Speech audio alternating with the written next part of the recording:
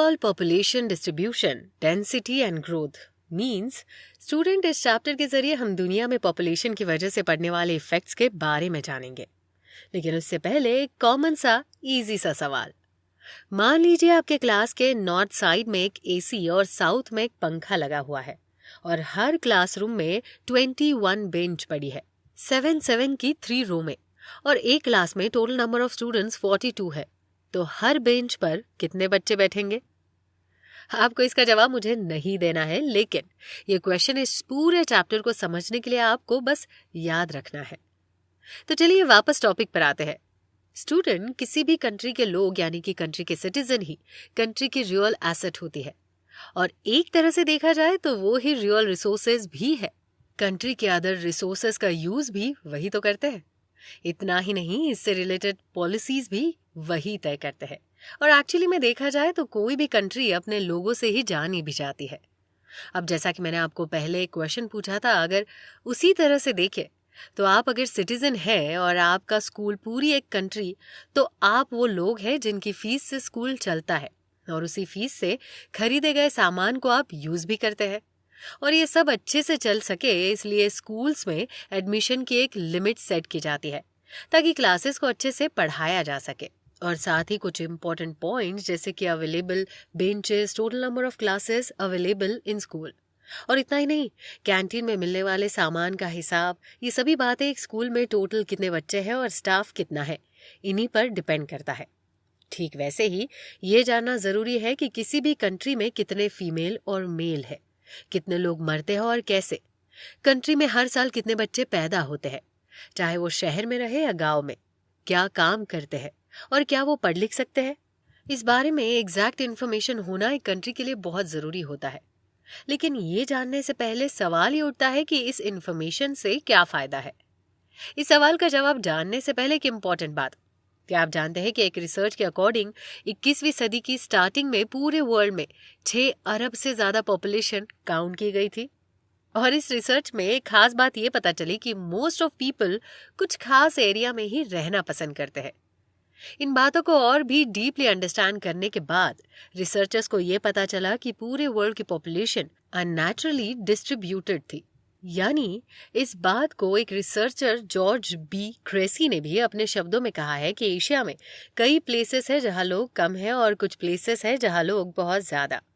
लेकिन ऐसा सिर्फ एशिया में ही नहीं, पूरे वर्ल्ड की पॉपुलेशन के डिस्ट्रीब्यूशन पैटर्न में सेम है, जिसका मतलब ये हुआ कि लोग उस जगह की विशेषता यानी क्वालिटी देखकर ही जगह का चुनाव करते हैं, एरिया या स्पेस देखकर नहीं।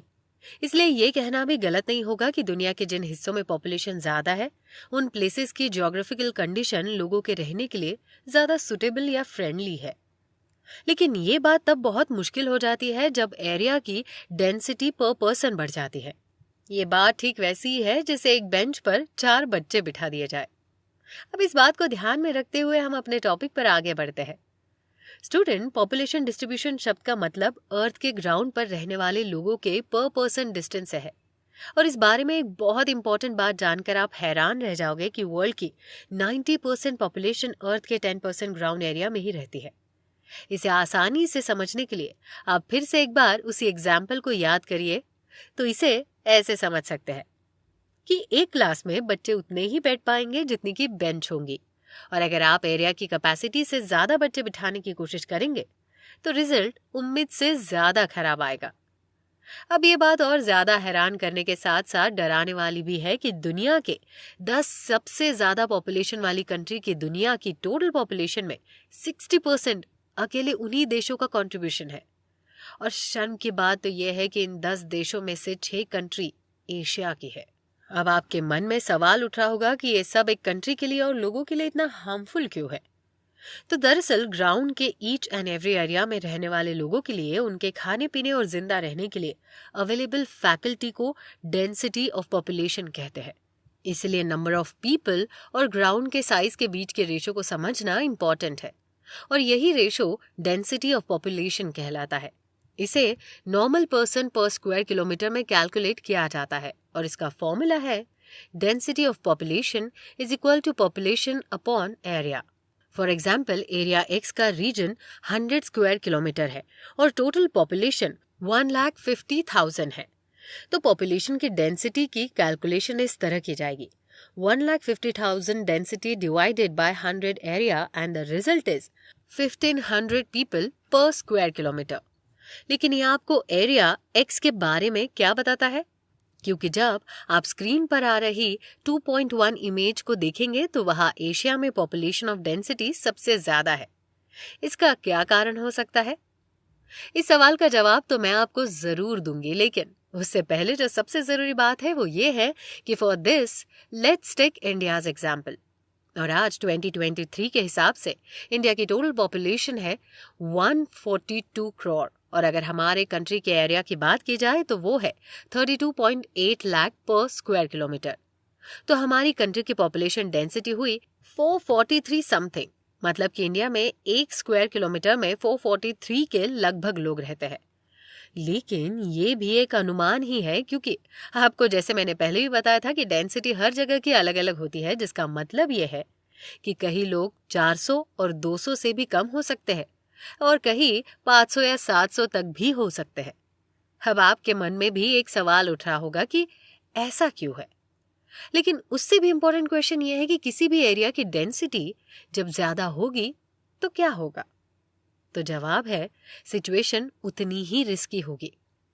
इस बात को आप एक बहुत सिंपल एग्जाम्पल से समझ सकते हैं कि अगर आपके पास खाने के लिए एक सेब है तो आप उस सेब के जितने ज्यादा टुकड़े करेंगे उनका साइज उतना ज्यादा छोटा होगा, और वही वो जितने ज्यादा लोगों के बीच में बटेगा उनको उतना ही कम हिस्सा मिलेगा। बांटने के इस रेशो को ही डेंसिटी कहते हैं। अगर आपको मेरा एग्जाम्पल समझ में आ गया हो तो मैं समझूंगी कि आपको डेंसिटी भी समझ में आ गई होगी। अब आगे बढ़ने से पहले एक मनी मेकिंग की बात। देखिए जरा, मनी मेकिंग के नाम से कैसे आपके कान खड़े हो गए?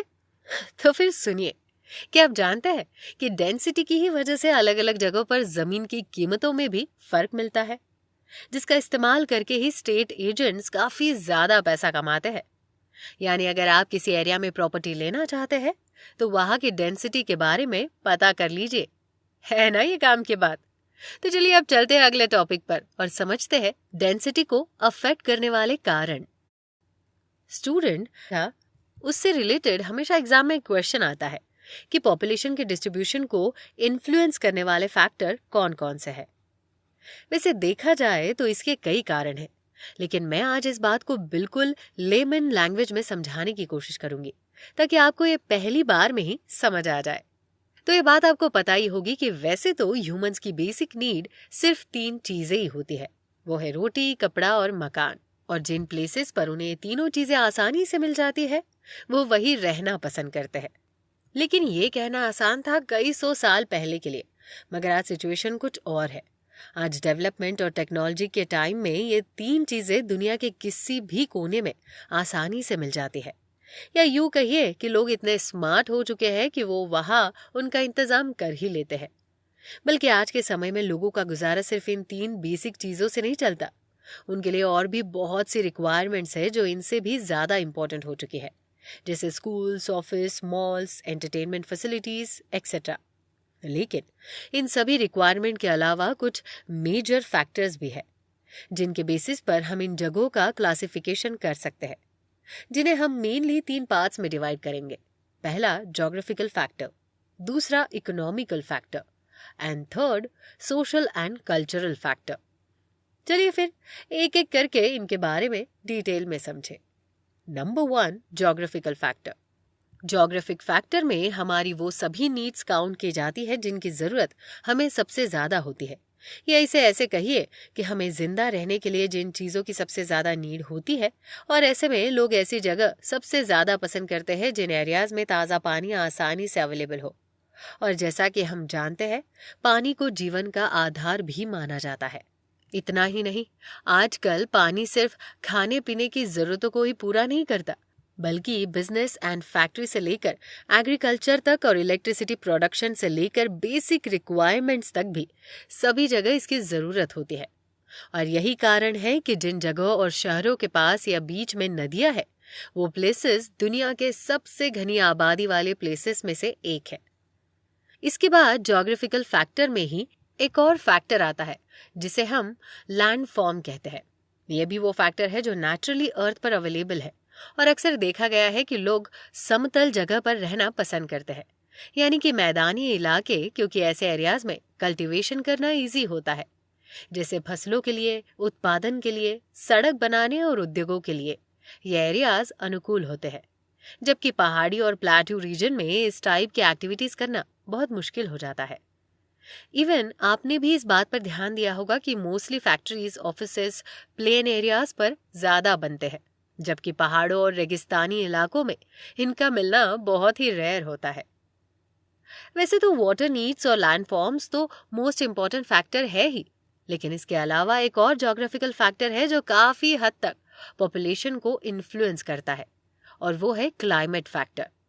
ये देखा गया है कि जिन प्लेसेस पर क्लाइमेट हाई लेवल्स पर रहते हैं, जैसे बहुत ज्यादा गर्म या ठंडे इलाके, जिसमें रेगिस्तानी इलाके या फिर पहाड़ी इलाके जहाँ बहुत ज्यादा ठंड पड़ती है, अक्सर ऐसे इलाके ह्यूमंस लिविंग एरियाज और उनके वर्किंग एरिया के लिए फ्रेंडली नहीं होते। इतना ही नहीं, लोग जहाँ हेवी रेन होती है ऐसे इलाकों में भी कम रहना पसंद करते हैं। इसी के साथ ये अक्सर देखा गया है कि जिन एरियाज में climate most of the time constant रहता है, लोग ऐसे स्टेट्स में रहना ज्यादा पसंद करते हैं। इसलिए अगर आप हिस्ट्री की बुक देखेंगे तो आप नोटिस करेंगे कि बहुत सी एंशिएंट सिविलाइजेशन मेडिटेरियन रीजन में ही हुई थी। स्टूडेंट्स, इसके बाद एक लास्ट ज्योग्राफिकल फैक्टर और ये है जिसे सॉइल फैक्टर भी कहा जाता है। दरअसल जिन इलाकों में पानी और क्लाइमेट अच्छा होता है, सॉइल भी इन्हीं एरियाज में अच्छी मिलेगी। पानी की कमी वाले इलाकों में या हाई या लो टेम्परेचर वाले एरियाज में सॉइल का बढ़िया मिलना ऑलमोस्ट इम्पॉसिबल है। तो ये थे ह्यूमन को अट्रैक्ट करने वाले ज्योग्राफिकल फैक्टर्स। अब इसके बाद जो नेक्स्ट फैक्टर ह्यूमन पॉपुलेशन को अट्रैक्ट करता है वो है इकोनॉमिक फैक्टर। इस फैक्टर में पहला काउंट होता है मिनरल डिपॉजिट्स का। देखिए, ऐसे एरियाज जहां माइनिंग होती है, यानी कि जहां इंडस्ट्रियल एक्टिविटीज एम्प्लॉयमेंट जनरेट करती है, और फिर जब उससे जॉब अपॉर्चुनिटीज आती है तो ऑटोमेटिकली उन एरियाज में पॉपुलेशन ग्रो करने लगती है। और जब पॉपुलेशन बढ़ेगी तो दूसरी चीजों की भी जरूरत पड़ती है, जैसे स्कूल्स और मेडिकल फैसिलिटीज, जो धीरे धीरे वहां डेवलप होती है। इसके बाद इकोनॉमिक फैक्टर्स में नंबर आता है अर्बनाइजेशन का, जिसका मतलब है जब रूरल एरियाज से लोग माइग्रेट होकर अर्बन एरियाज में जाने लगते हैं। और एक सीधा सा कारण है कि ट्रांसपोर्ट और कम्युनिकेशन रिलेटेड फैसिलिटीज, अच्छी सिटीजनशिप फैसिलिटीज और अर्बन लाइफस्टाइल लोगों को अट्रैक्ट करती है। यानी कि शहरों की ये चमक लोगों को घर से शहरों की तरफ जाने के लिए मजबूर कर देती है, जिसके कारण अर्बन माइग्रेशन और साइज ऑफ सिटीज बढ़ता है। दुनिया के मेगा सिटीज लगातार बढ़ती जा रही है, जिससे लोग और भी ज्यादा बड़ी संख्या में हर साल माइग्रेट हो रहे हैं। यही रीजन है कि भारत के कुछ एरियाज में डेंसिटी 1000 के भी ऊपर है। और ये एक सोचने वाली बात है कि जब कंट्री के फूड ग्रो करने वाले लोग ही फूड्स को ग्रो करने की बजाय खाना खरीदने वालों की कैटेगरी में खड़े हो जाएंगे, तो उस कंट्री की सिचुएशन क्या होगी? इसे आप ध्यान में रखिएगा। लेकिन फिलहाल हम अपने अगले टॉपिक पर बढ़ते हैं और उसे समझते हैं। तो अब हमारा नेक्स्ट फैक्टर है सोशल एंड कल्चरल फैक्टर। ये फैक्टर भी काफी हद तक लोगों को अट्रैक्ट करता है, जिसे सोशल एंड कल्चरल फैक्टर के रूप में हम जानते हैं। इसमें अक्सर आपने कुछ खास प्लेसेस को देखा होगा जो कि हमारे रिलीजन को रिलेट करते हैं या लोगों को इन्फ्लुएंस करते हैं उन एरियाज में सेटल होने के लिए, क्योंकि उन जगहों से उनकी रिलीजियस और कल्चरल बिलीफ जुड़ी होती है। जैसे आपने अक्सर बनारस, हरिद्वार या फिर इलाहाबाद जैसे शहरों में देखा होगा। और इसके ठीक ऑपोजिट आप देखेंगे कि जिन एरियाज में सोशल या पॉलिटिकल डिस्कम्फर्ट होता है, वहां से लोग दूर जाने लगते हैं। और इतना ही नहीं, कई बार तो खुद गवर्नमेंट भी लोगों को रिक्वेस्ट करके वहां से दूर जाने के लिए कह देती है, जो कि सिर्फ इमरजेंसी केसेस में ही होता है। लेकिन एक बात आपको समझनी होगी, ये सब कुछ अचानक से नहीं होता है। ये सब एक प्रोसेस के थ्रू होता है, जिसे हम पॉपुलेशन ग्रोथ कहते हैं। स्टूडेंट्स, ये बात आप समझते होंगे कि हर काम को पूरा होने में समय लगता है। ठीक वैसे ही किसी भी शहर, कंट्री या जगह की पॉपुलेशन ग्रो होने में समय लगता है। और जैसा कि मैंने पहले भी कहा कि किसी भी चीज को ग्रो करना अच्छा है, लेकिन एक लेवल के बाद उनके रिजल्ट्स पॉजिटिव से नेगेटिव भी हो सकते हैं। इसलिए बहुत इंपॉर्टेंट है कि हम ऐसे केस में इन्हें मेजर करते रहे और सही समय पर इनके अगेंस्ट सही कदम भी उठाए जा सके। लेकिन उससे पहले हमें इन्हें मेजर करने के रूल्स और प्रोसेस को समझना होगा। तो सबसे पहले हम पॉपुलेशन ग्रोथ को समझते हैं। Population growth refers to a change in the number of individuals living in a territory during a specified period of time. मतलब कि एक टेरिटरी में हम देखते हैं कि पर्टिकुलर टाइम पीरियड में पॉपुलेशन कितनी चेंज हुई है, अब भले ही उसका रिजल्ट पॉजिटिव हो या नेगेटिव। लेकिन अगर और लोग बाहर से उसी टेरिटरी में रहने आएंगे तो पॉपुलेशन इंक्रीज होगी। सपोज कि किसी एरिया की पॉपुलेशन ईयर 1999 में 1 मिलियन थी और 2009 में वहां की पॉपुलेशन बढ़कर 1.20 मिलियन हो गई। सो इट मीन्स वहां की पॉपुलेशन 20% से इंक्रीज हुई है। लेकिन इसके अलावा natural growth of population, growth rate और भी कई कैलकुलेशन टर्म्स है। चलिए अब इसको थोड़ा डीप स्टडी करते हैं। मान लीजिए इंडिया की पॉपुलेशन 2001 में 102 करोड़ थी और 2011 में 121 करोड़ हो गई। तो एक्चुअल नंबर ऑफ ग्रोथ क्या है? That's it, 19 crore. So it's called growth of population. लेकिन अगर हम इसी फिगर को परसेंट में कन्वर्ट करेंगे तो ये कहलाएगी ग्रोथ रेट ऑफ पॉपुलेशन। इसी तरह है नेचुरल ग्रोथ ऑफ पॉपुलेशन। इसमें हम देखते हैं कि एक पर्टिकुलर टाइम पीरियड में कितनी बर्थ यानी जन्म हुए हैं और कितनी मृत्यु हुई है, और फिर इन दोनों को सबट्रैक्ट करके हमें जो फाइनल फिगर मिलती है उसे हम नेचुरल ग्रोथ ऑफ पॉपुलेशन कहते हैं। लेकिन किसी भी एरिया में पॉपुलेशन सिर्फ नेचुरल वे में ग्रो नहीं करती।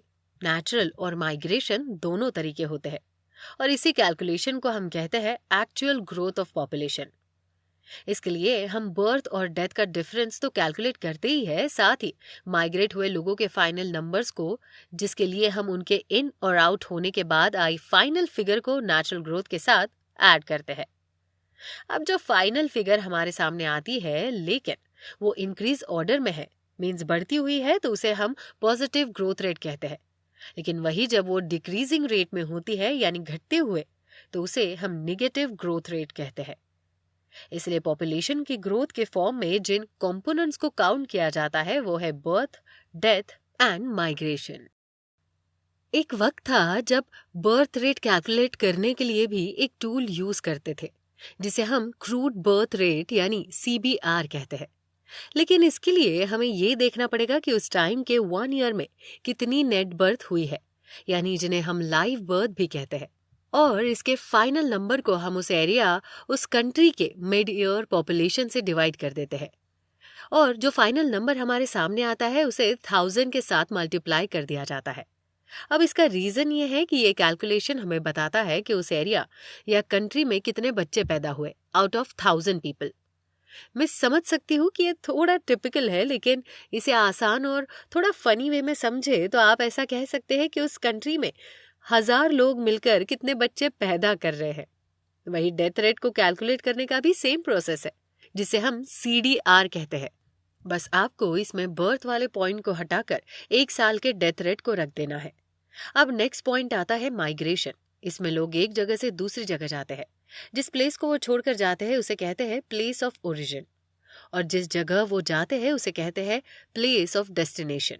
और जैसा कि अंडरस्टूड है कि प्लेस ऑफ ओरिजिन में पॉपुलेशन डिक्रीज होगी और प्लेस ऑफ डेस्टिनेशन में पॉपुलेशन इंक्रीज होगी। लेकिन माइग्रेशन 3 तरीकों यानी कि 3 टाइप का होता है। फर्स्ट परमानेंट, सेकंड सीजनल और थर्ड टेम्पररी, जिसमें लोग rural to rural area migration करते हैं या फिर rural to urban area migration करते हैं। अर्बन टू अर्बन एरिया और बहुत रेयर कंडीशन में अर्बन टू रूरल एरिया भी माइग्रेशन होता है।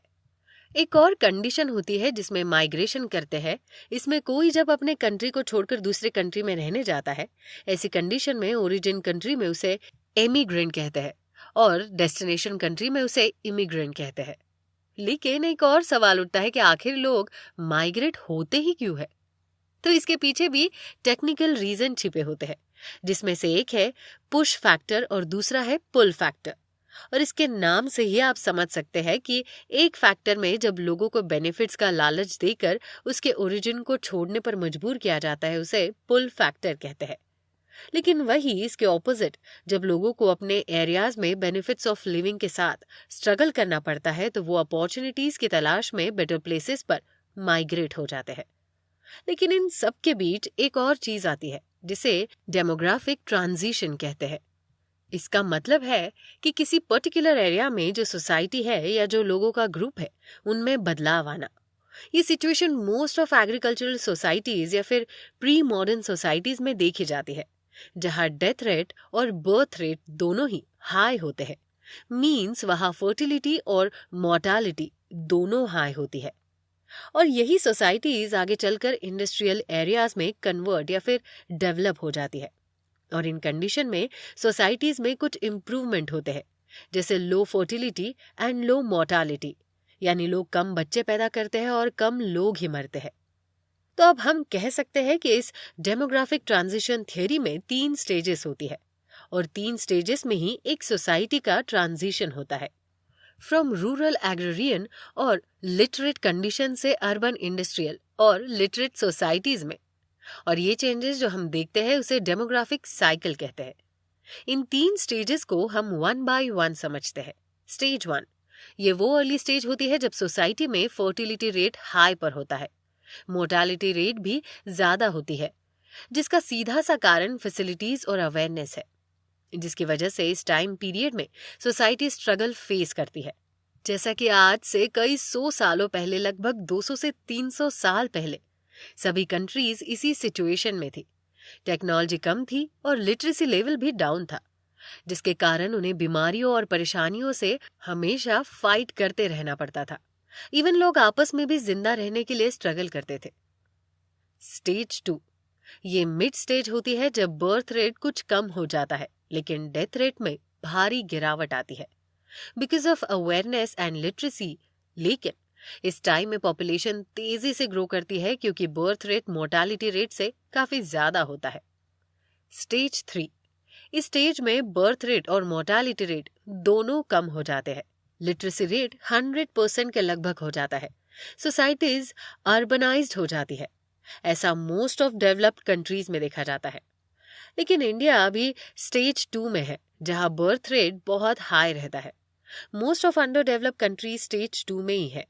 लेकिन ये बहुत इंपॉर्टेंट रोल है किसी भी कंट्री के अपग्रेड होने के लिए, from developing country to developed country, जिसके पीछे एक सिंपल लॉजिकल रीजन है, लिमिटेड रिसोर्सेस।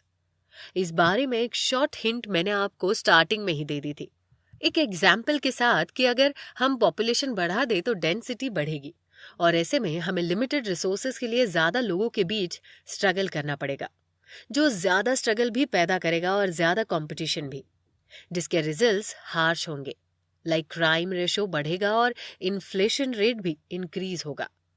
इसलिए हमारे लिए बहुत जरूरी है कि हम इस तरफ ज्यादा ध्यान दें और जल्द से जल्द इस सब्जेक्ट में प्रैक्टिकल डिसीजन लें। वैसे इंडियन गवर्नमेंट ऑलरेडी बहुत से स्टेप्स ले भी चुकी है, जैसे family planning, population control measures, जिन्हें हम यूज कर सकते हैं। तो स्टूडेंट्स, इस तरह से अब लास्ट में इसकी क्रिटिकलिटी को हम एक मशहूर राइटर थॉमस रॉबर्ट, जिन्होंने एक बुक लिखी थी an essay on the principle of population, उनके शब्दों में समझाती हूँ, जिसमें उन्होंने समझाया था कि पॉपुलेशन फूड चेन से भी तेजी से बढ़ती है, बिकॉज फूड चेन एरिथमेटिकली बढ़ती है, यानी 2 to 4 to 6, 8 and 10, लेकिन पॉपुलेशन ज्योमेट्रिकली बढ़ती है, लाइक 2 to 4, 8, 16, 32। और उनका कहना था कि किसी कंट्री में लगातार ऐसा हो रहा है तो उसका रिजल्ट एक दिन पॉपुलेशन क्रैश में बदल जाएगा। मीन्स ऐसे में या तो वॉर होगी, डिसीजेस फैलेगी, नहीं तो फेमाइन यानी अकाल और भूखमारी की सिचुएशन क्रिएट हो जाएगी। स्टूडेंट, इसी टॉपिक के साथ हमारा ये चैप्टर भी यहाँ पर खत्म होता है। आई होप कि आपको सारे टॉपिक्स अच्छे से क्लियर हो गए होंगे।